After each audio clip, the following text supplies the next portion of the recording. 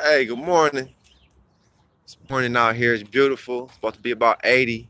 Still got my sweatshirt on because I get cold pretty easy. And it wasn't nothing but like 60 degrees or so, rough around there. Felt like 50 to me, but nevertheless, it's going to be a nice day. Gotta thank God. Um, the topic of this conversation is Kanye don't care. Um, and that's a quote because I heard Kanye and he said he don't care. Kanye say that African Americans back then some kind of way, and I'm not quoting this part, but basically boil it down, saying that something wrong with them. I mean, he was speaking the truth on one hand, but to be saying it now and it's out of context in the way he said it and used it. But I'm gonna break it down though. Um, he says that there was a whole bunch of like all the slaves back then, and they said also it was about it being a choice. About slavery was a choice or something, like they chose to stay slaves or something like that.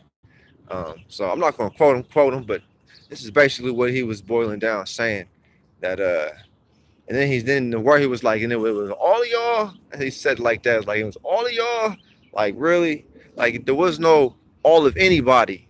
Slaves are individuals, even though they were all living in a cabin all together or something. There might have been 10 or a bunch of different cabins, and might have been a whole bunch of y'all, but as a collective of all the slaves of all of America, back then, there was no all.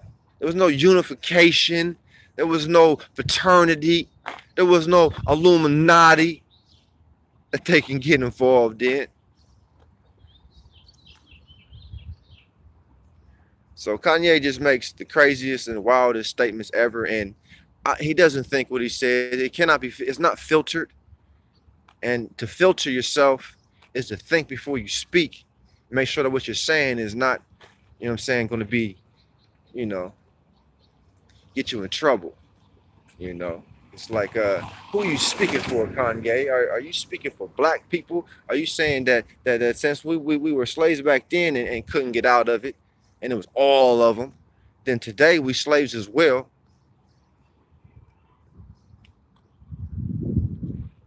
Y'all got all the money. If you had to take all the slaves and put them together, and everybody came together and we took all the money we've been saving, all the cash we had, whatever we've been saving, and gave it to a few of y'all to be the chairmans, you know what I'm saying, the caretakers of the money, you know what I'm saying, and y'all supposed to be smarter than us, so y'all supposed to know how to take them bags we just gave y'all and turn it into even more, so that we can all be straight, we can all have a lot of money, you know what I'm saying. But y'all take the money and think it's yours. Just like our government takes all these tax dollars and they think because they in the government they can spend it however they want, do whatever the hell they want to do with it. I'm trying to smoke a cigarette off camera. I'm slaved to these stupid cigarettes right now for some reason, but I'm not. And I don't want to talk about cigarettes, but pray for me. Um, Nevertheless, Kanye makes some crazy, wild statements. Is it just for publicity? Or is it just his character he's developed? Or does he truly believe the things that he says?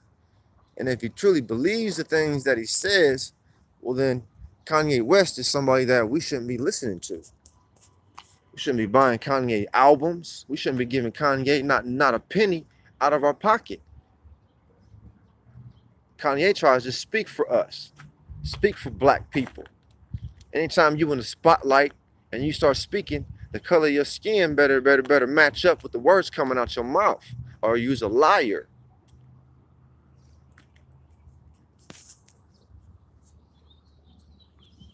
Nevertheless, it's Kanye, and I pray for Kanye. I like Kanye.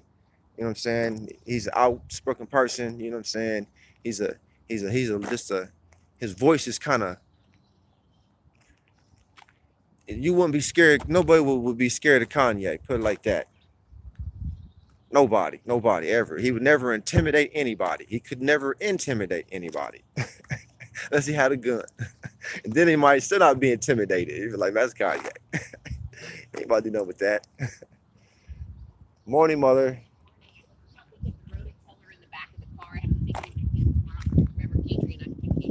All right, let me get those. Just put them down.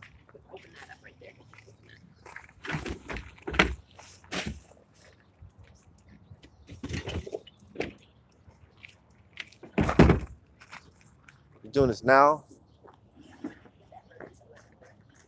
Didn't the rototiller at my house? You have the rototiller? Yeah. Oh, well, I have to pick it up when I go pick up Patriot.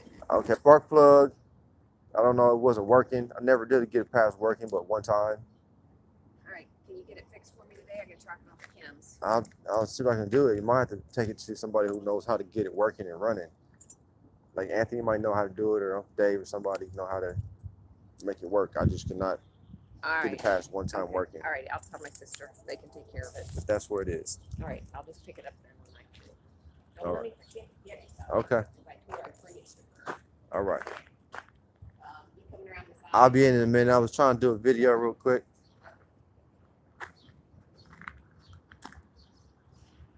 Anyway, that's my mother.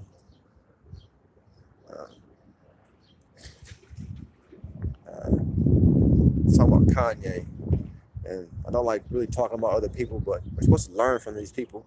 After all, they're putting themselves in the positions as teachers, so playing these teachers, you know, it's, let's hear what they got to say until we figure out who they not. And if they're not these teachers, they bad teachers, then we need to put them all on blast so that nobody listens to these people any longer.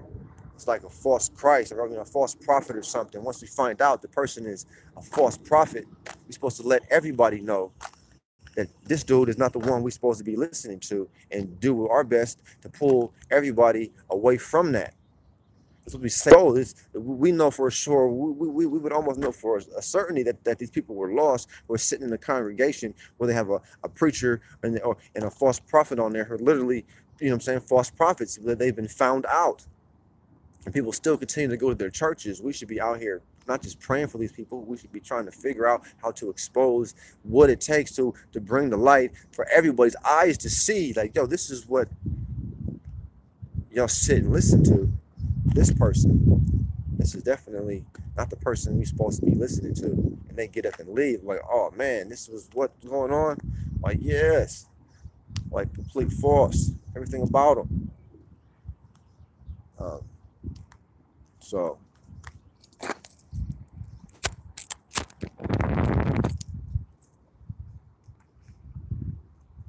I got my issues. Ain't nobody be calling me no false anything. Calling me no liars. Bible said the liars ain't entering heaven. We all may tell a liar something, you know what I'm saying? But as far as when it comes down to what's really going on and truth and stuff, and things that get you burned and not burned, man, you better be speaking the truth. As far as Kanye goes, you know, pray for him, wish him the best. I think he needs to retire. Stop rapping. Stop going out in the public, performing, making comments, doing radio shows, and stop going on TV. Just, we don't hear no more anything. All we know is Kanye over somewhere doing something. But got nothing to do with entertainment. Done with it. Just stop. Get out of it. Leave it alone. Go do something else with your time, man. And I suggest that you really find Christ, man. And I know it's hard in the industry and where you at and with the things that you got going on in your life. But you can always come holler at me. Unless, of course, you're allowed. But nevertheless, they messing with Kanye, man. Like all these rappers, man, they all dirty. We all dirty. Everybody's dirty. There ain't too many people walking around here claiming to be clean. No matter how clean you try to get,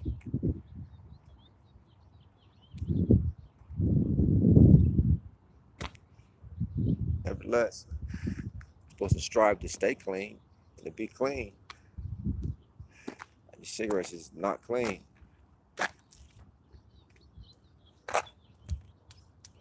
And I know this.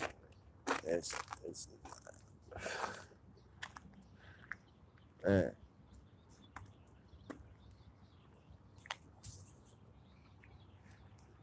Anyway, we're living in those days, man, where everything is a toss up.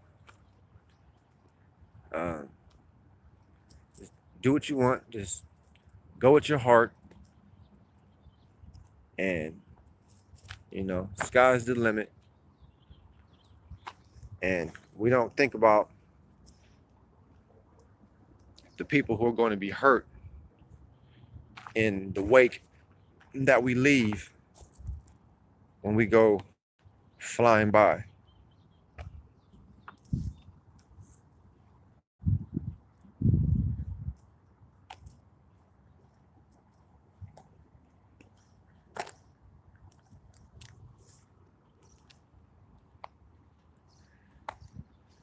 We invest our monies in technologies. It's like buying a stock. You go in the stock market and just look up on the index anything dealing with technology. And then you start seeing what these companies are worth. These inventors, these ideas they come up with, these people who make the technology um, and the new stuff. And even the old stuff, the old reliable technology. They design new ways to present it to us, to repackage it. Um, just look them up, and we see what they're worth, and we see what people are putting their money into when they're buying their stocks, and what their stocks are selling for and trading for. Um,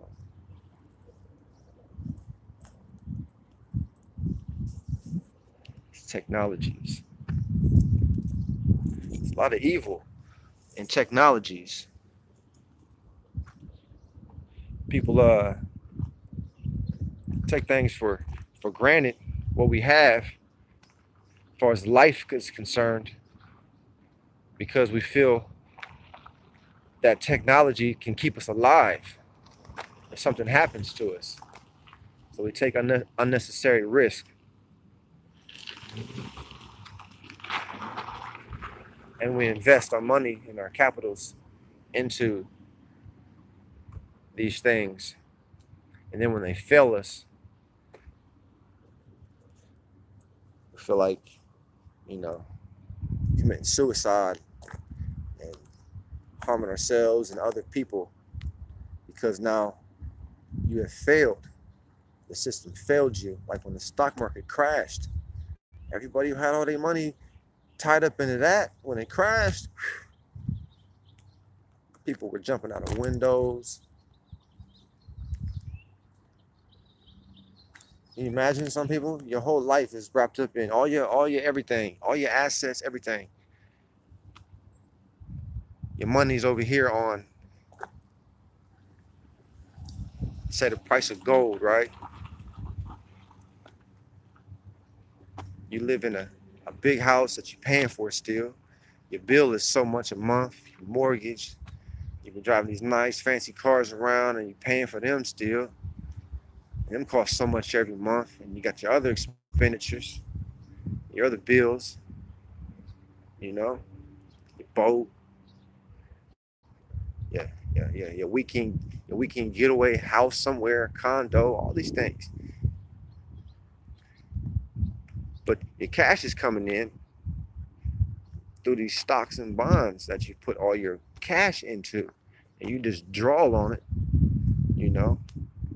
every so often, to go out and pay for the things that you need to pay for. And then all of a sudden they say it ain't worth nothing no more. All your cash gone. It's gone. Like, man, all your money gone. And now you got all these things that you were paying for. People were panicking.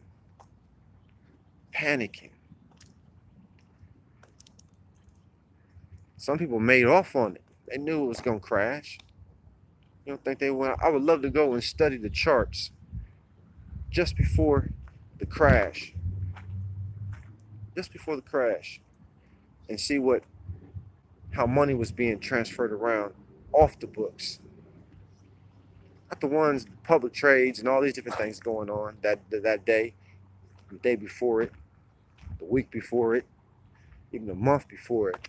Because they knew when it was going to go, the day it was going to go, and the minute it was going to go. Like insider trading and stuff going on, you know. Knew when to liquidate what they had. So now they got something liquid, cash. It can move. Liquid moves. It can transfer into something else. Other things, you know, they stuck, stationary. It can't be liquid. It can't be liquid. You can't just pick your building up that you paid $1 million for it. You know, so you have to liquidate, sell it, everything in it. You need cash. You got to go somewhere else and do something else. It's like shutting down a business, like Donald Trump when he bought some businesses that were crashing. And basically, his job was to go in and salvage what he could salvage and make some profit off of it. It's like, I know my business is about to collapse. I know I'm about to fail. Damn it. All right, how do we figure this out? Well, figure out how much money we can walk away with right now. Find somebody who will give us that money if it collapses right now. Then they take it, and it's collapsing nevertheless, but they're going to make that from the selling that they're going to do for the liquidating and the things that the extra that they will get because of the time and the process that it has to go through. It's like getting in a car crash and, you know what I'm saying, taking a settlement versus letting the whole thing play out where you would get more, kind of a deal. So we would go find an attorney. So they called Donald Trump. He's like, man, I'll take it. It's collapsing. Shoot, about to go bankrupt? That's what's up. How much you want? How much you want? 300 million? Okay. And how much can I make? It's like I can make $1 billion off of this. But this guy needs the money now. See, the guy needs the money now. He can't get the $1 billion that can be made off the liquidation and sales and everything else and possible mergers. But that's up to the buyer. But he needs the money now. So 300 million is the ticket. So Trump about to put 700 million in his bank account as profit. Nevertheless, it's his business. It's business. So Trump a businessman. Like, we used to know business. So let's stop looking at these businessmen who had these failures, because you never know. It might not be a failure, it just look like it. In there, chapter 13, like, hey, it just looked like I'm broke. Man, like 50 Cent getting caught up in something about, he had all this cash he was flashing, but yet he was filing for bankruptcy or something like that, or filed somebody he ain't had this and blah blah blah. Anyway, I think it turned into, oh man, we just shooting video, we just stunting. I wouldn't need my money. I don't know how it goes. However, I'll just joke on it because, and who knows? Ain't none of them honest. There's no honesty in politics. There's no honesty in Hollywood. It's like, what's going on? Bill Cosby. Guilty. So says 12. Crazy. Cosby say he ain't do it. At least that's what I've heard. I don't think he's come out and be like, yeah, I did it. I roofied them girls. They wasn't giving it up. Nope. No, they wasn't. Hell no, I wish it was now. These girls give it up. No problem. He ain't got to promise them a movie. They just want to be kicking it. Man. Cosby's like, man, I should have found me someone who wasn't rich. Or found me some girls who wasn't coming up in the business. We're like, nah, we don't want them ones. Where the roadies at? Or the groupies? You should have stuck with the groupies. Man, they're messing with these big name girls coming out. Jana Jameson or hold up, my bad. That's some porn chick. Oh boy. Man, I've been wanting to say poor Bill Cosby. It's like, man, Bill Cosby ain't poor. Bill Cosby's rich. Bill Cosby can figure that shit out on his own. Hate to say it. Pray for him, like, yep, something that you did somewhere, something got you all wrapped up in all this. You know what I'm saying? If you're innocent, well, then the Lord will make sure, you know what I'm saying, that is honored. Regardless of what man does to him. Bill Cosby, if he didn't do it, he'd be like, man, come on. Man, the charges, like, cut it out. Obviously, they just want my money. However it went. If it ain't happened, how else would it be going down?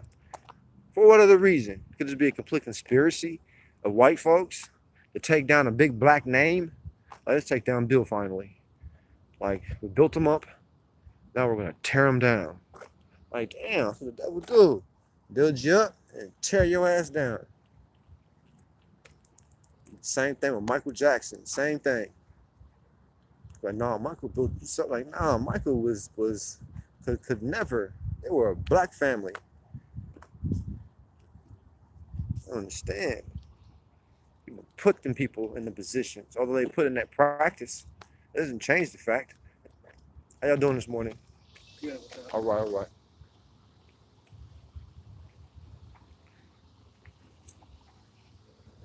Stars are made, man. It's like God made the stars in the heavens.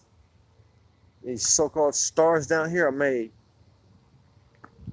not by God, but by man's hands. Ain't no star walking around can say they made themselves, got themselves where they are. These dudes be lying all the time. Nobody gave me nothing, and I'm here because of, you know what I'm saying, hard work and struggle and hustle and blah, blah, blah. Like, cut it out. Like, you may have put in all that work, yeah, but that still ain't why you're here. Somebody had to put you where you are, give you that hand up. Like, no, I recorded the music, and like, man, listen.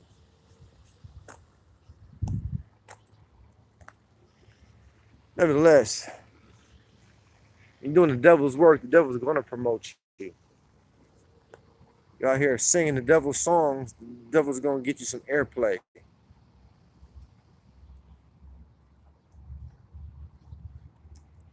That's just how it is. It's the reality of the situation at hand. Christians are going through it right now, persecuted like wouldn't believe.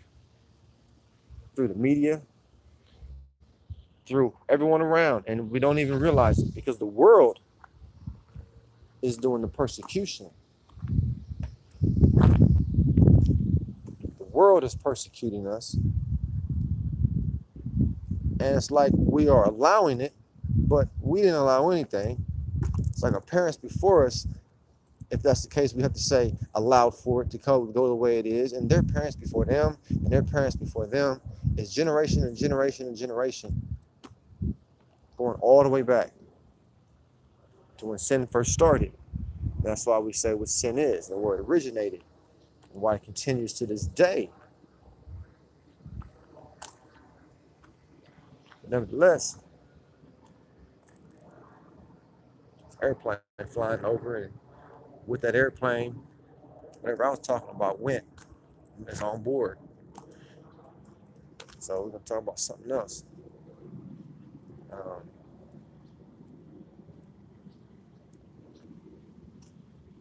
was talking about Bill Cosby, and Kanye West, and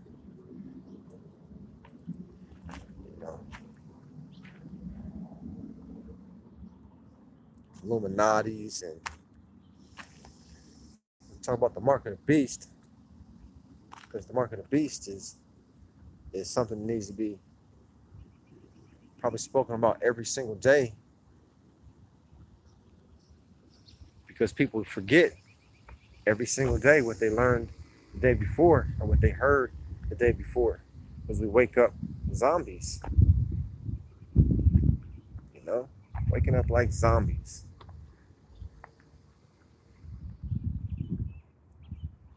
The mark of the beast is here. It's marking them with with numbers. But it's his number. He's in charge. So he's giving everyone a number because he has a number. It's numbering. Numbering is how you do things. It's number. It's numbering. Mark, brand. You got a bunch of cows, you know what I'm saying? You get a hot iron thing and they brand them. Burn their label onto them. You know what I'm saying? Whatever the sign is that was on record, so everyone knew anyone with these brands on it belonged to John. You know, it belonged to this farmer, that farmer. Someone trying to sell you something, they're gonna looking up the brands and the markings on them. If the markings don't add up, you know what I'm saying? Then this is a stolen animal, and you used to get hung for that stuff. Used to hang you out here stealing animals. That's a person's livelihood. Trying to kill that man. What does that man's only source of food through the winter, and you come and steal it? That man can die out there. Like, man, they're hanging your ass. A horse thief. Like, you selling the man horse. Like, come on, man. One thing, you stole the man's dog. That's just a little dog. It's little life. You just stole this big old horse. Big life. It's hanging you. Like a lot of life in that thing. Man, can't get around. Animals come, he can't get on and run away from the dogs, the wild dogs and stuff. And man, you gonna take a man's horse. I'm just go to jail. They hang you. It just shows us how crime and punishment has changed here in America. We've gone from a strict, no, we're not playing, this is life and death out here, to just don't hurt nobody. You know what I'm saying? Get caught. Might go do 6 months, a year or two, maybe even 3. I don't know. Let's just stole some food, man. Come on.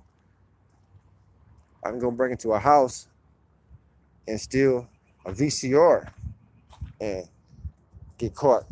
End up with 10 years. Some people was catching, 5 to 25. You know what I'm saying? 5 to 15, like crazy time, stupid stuff.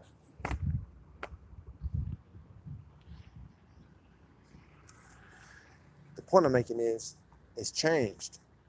Went from strict laws, strict rules, to now relaxed code.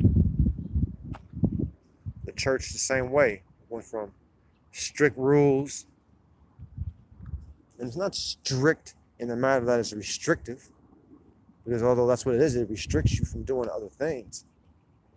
But for a purpose, it's like, don't go outside the gate. There's wolves out there. Like, man, I ain't keeping you. Like, yeah, it looks like they're having fun out there, but trust me, there are sharks. Don't go outside the gate. Don't cross the gun line, boss.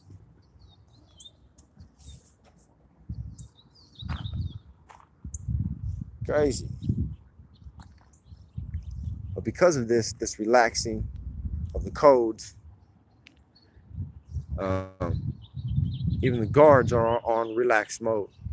It's like these prisons got all these drugs coming in, and now they got a big thing, like they got cell phones in the joint. Like, wow, you the man, you got a cell phone in prison. You know what I'm saying? How much money you can make. Just make a ton of money. You straight. You don't need nothing else. You're doing better in prison than you're doing out on the street. Trust me. It may look like it's just shabby and, man, they got to be in there and it's a sale. But, man,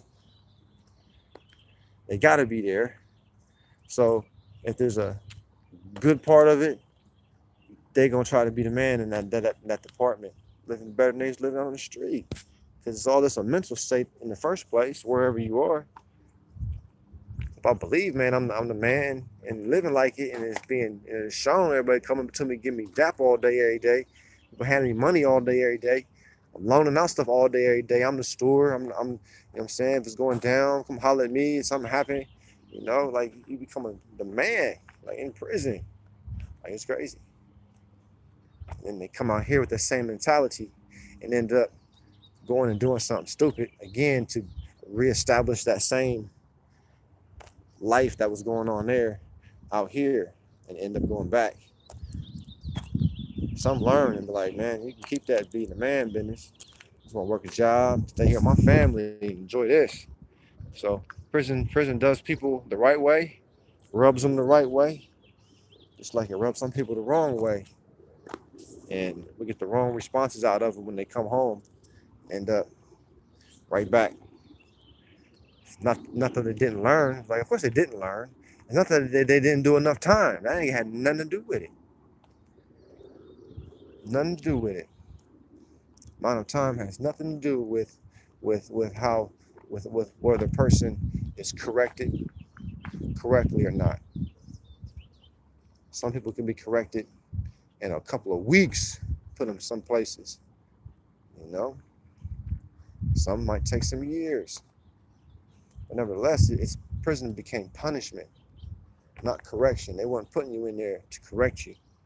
It was like, you're a dumbass. I'm gonna punish you so you don't do it again.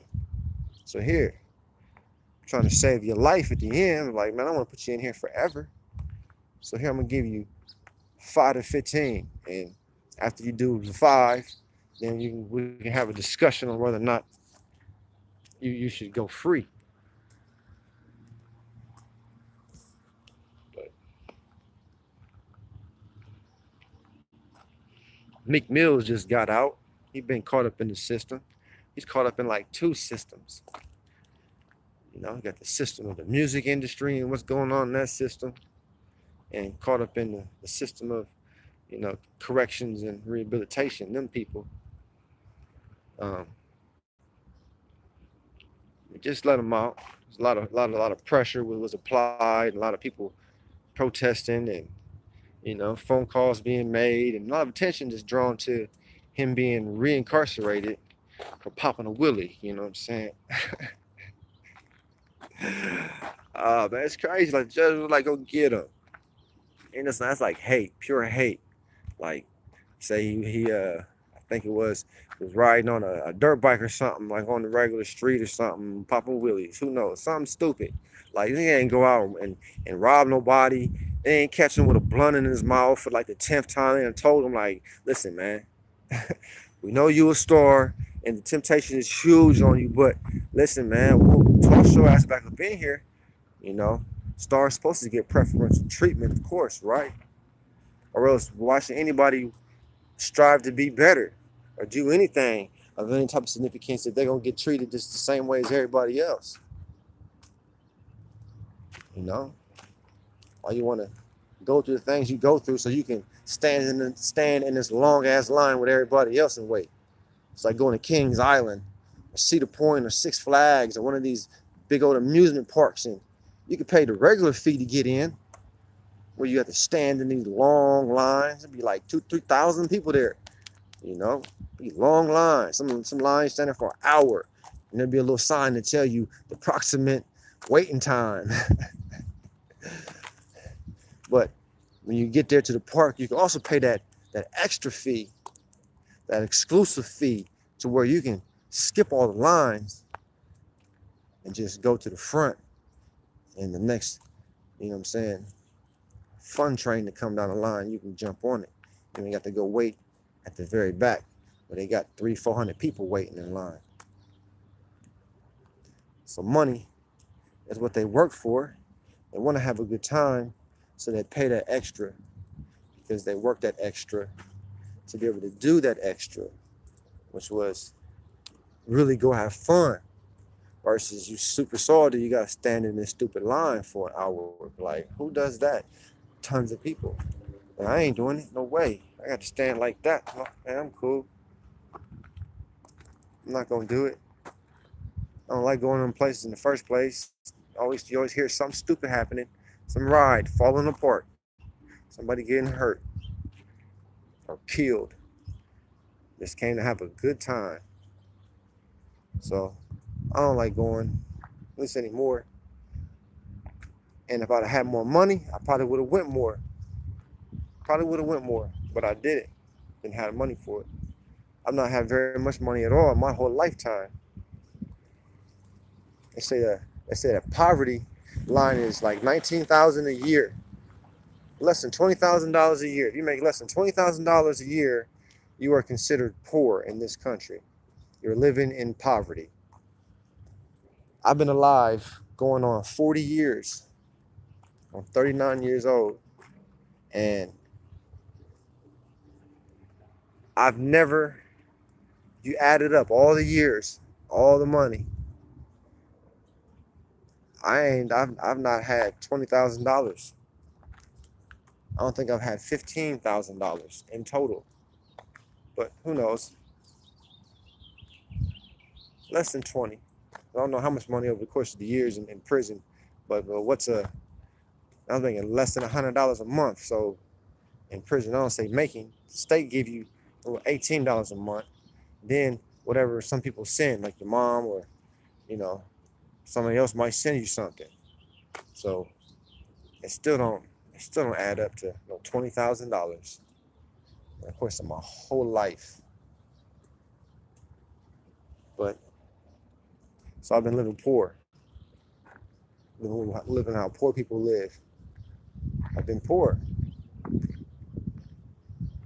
and being poor has allowed my eyes, and my mind, and my heart to open and stay open, I should say, to the things that are more important in life, other than going out and just having a good time all the time and wasting all of our extra energy, because we spend all our energy already working, put on 40 hours in.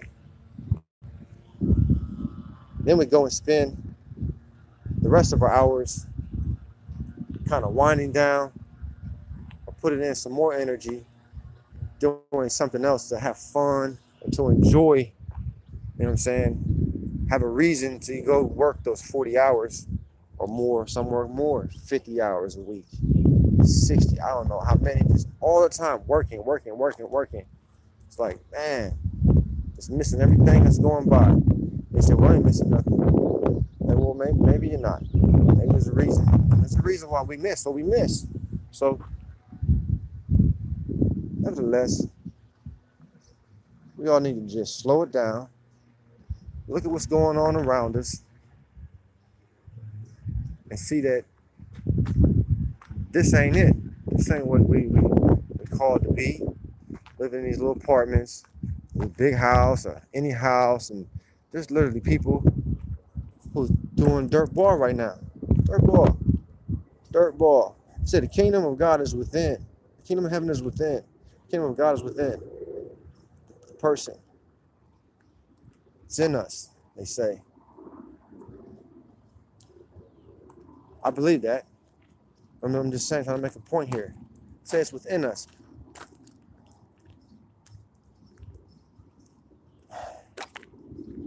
Whose job is it to feed these kids? Whose job is it to feed the poor, shelter? Whose job is it to go to the widows? Whose job is it to do these things? To be human? Whose job is it?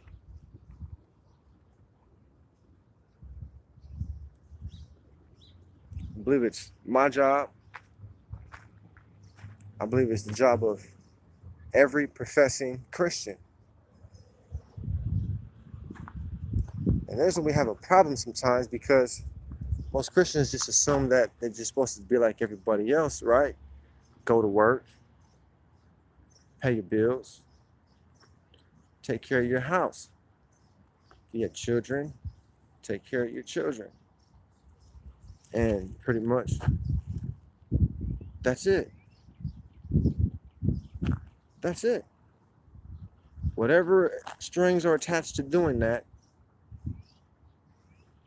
that's all that's required as far as most Christians are concerned. Give your tithes and offerings. I mean, even non-Christians come to church, stick money in the offering basket.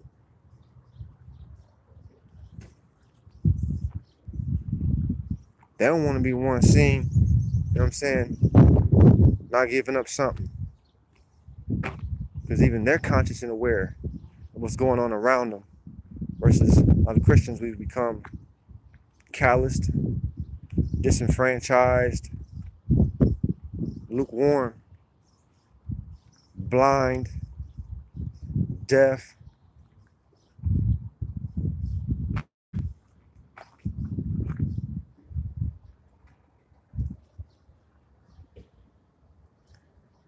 It's the job of every Christian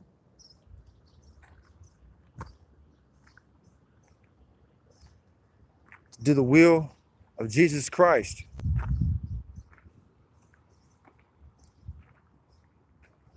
And his will was to feed the poor, take care of these children, the orphans, you know, love our neighbors. Wherever we get hunkered down, you have people around you. You're supposed to treat them the same way you would want yourself treated. You know what kind of example you'd be setting if you moved into a neighborhood where, let's say, there was 100 houses, a new community, right? And some rich dude moved in who's like stupid rich. And being that the community is so small and tight-knit, everybody's neighbors here, just 100 houses.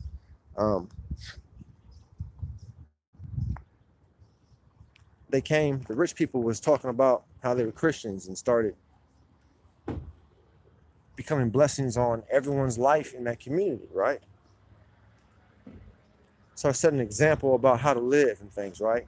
Where they were having these crazy parties in that community. Now it started becoming, they've slowly changed the community around to where now it's family oriented, it's more neighborly, it's starting to become a holy place versus a heathen place. It's like coming into a house and slowly doing the work to clean it up. And then they move away, the rich person. Now the example that they've already set, the people who are living there continue doing the same. So they start branching out to other people beyond their neighborhoods to be generous to and to help and to start teaching the love of our Lord and start following his commandments, which is to do these things. Out of our abundance, we're supposed to bless people, man. Instead of reaching in a big old bag and hand somebody a little handful, like, here you go. The person's like, man, that's it. I can get 2 handfuls, maybe. That's a pretty big bag. You just handing out handfuls, like, man, I really need the help. You know? We're supposed to go beyond. Like I say, it says the man asks you for his coat, for your coat, to give him your undercoat as well. You know what you would be showing and demonstrating to that person, the homeless man who asked you for your coat? Sometimes they just be playing or testing it. They be testing the word of God themselves. Like, man, I should better ask somebody, and one of these Christians should give me their coat. But how many Christians are gonna walk by here? I'm gonna ask everybody who walked by for their coat and see which one's a Christian. I'm gonna find me a Christian today. I'm gonna put them all on camera. I'm looking for a Christian today. And I should go on Facebook Live and record it, looking for a Christian, and see how many people walk by me and refuse to give me their coat.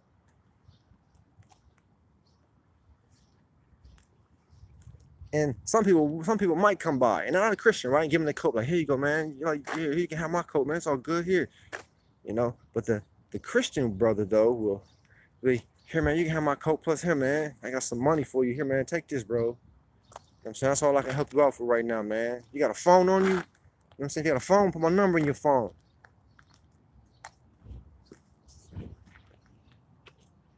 Wonder if I can find some Christians today.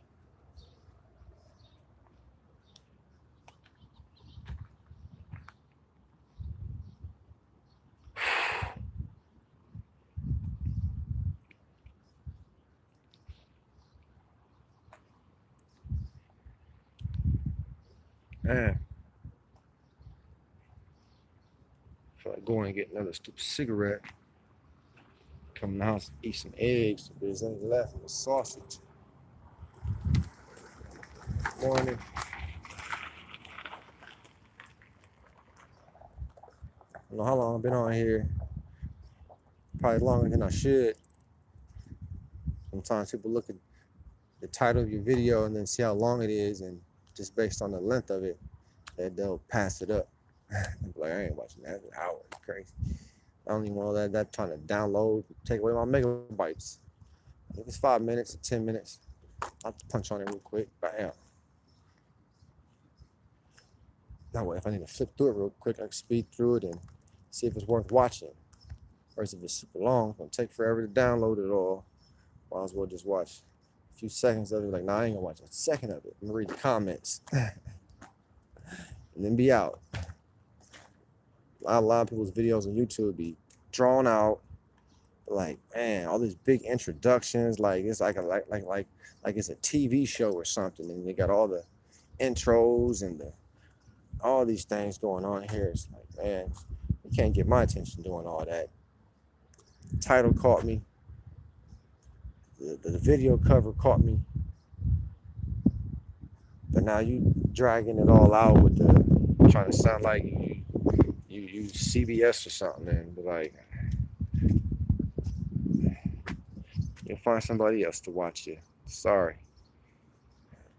I we should just keep it simple when we come on here on YouTube, make videos, just get straight to the point. All this trying to do promos and shout outs and try to get some money and people to subscribe to your channels and try to remind them and all this thing. Like, man, if somebody wants to you don't have to tell nobody to subscribe to your channel. Like, they like what they're seeing. They know what a subscribe button is. You gotta keep telling people, don't forget to subscribe. Like, get out of here, man. And stop doing all that, man. Stop doing all that. Then you just might make somebody hit the button subconsciously because you told them to do it. You know what I'm saying? So then it becomes a witchcraft that you just use for those people, for your viewers. Like, stop doing these things. Stop telling people what to do. Unless, you know what I'm saying, you're directing them towards a better path in life. And then you better hope that the Lord directing you before you start going out here, call yourself directing people. Some people know how to point out all these tiny little specks in folks' eyes around them.